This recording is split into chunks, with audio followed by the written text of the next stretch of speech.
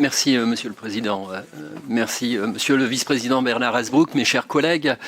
Il y a 20 ou 30 ans, je me serais enthousiasmé pour ce projet. Aujourd'hui, nous nous interrogeons sur les choix de la feuille de route. Nous nous interrogeons au regard du dérèglement climatique et de la situation actuelle du marché de gros et de la zone commerciale, en matière de circulation et de mobilité, en matière d'habitat, sur le plan de la qualité de vie et des choix environnementaux, sur le plan du développement économique. On pourrait se réjouir de vouloir influer une dynamique nouvelle et de requalifier positivement une zone à bien des égards dégradée.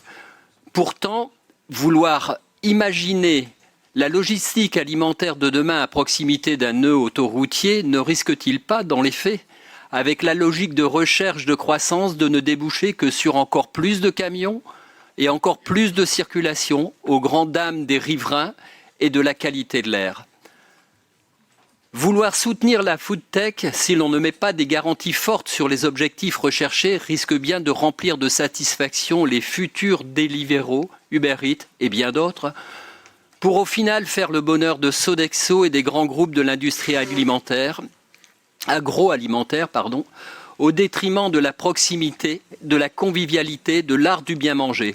N'oublions pas que le fast-food, symbole de la malbouffe, représente déjà près des 2/3 du marché de la restauration, la France étant sur la 2e marche du podium mondial de la consommation de hamburgers. En matière d'environnement, intégrer le site à la zone de faible émission était un bel objectif, mais comme nous le savons, c'était pour au final repousser son application. De même que, s'il vous plaît, vous êtes gentil.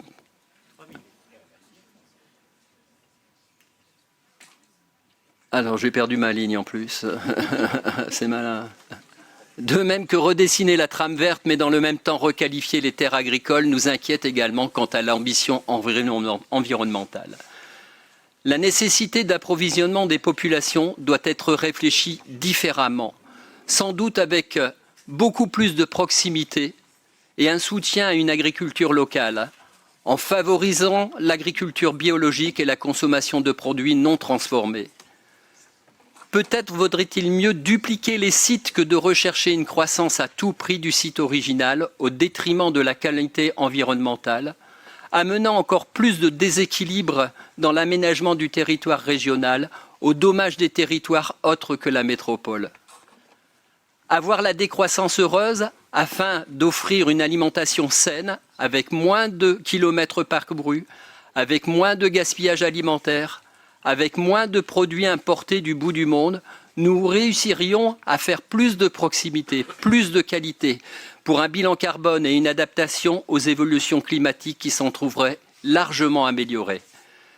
Face à toutes ces interrogations, nous nous abstiendrons sur cette délibération. Je vous remercie.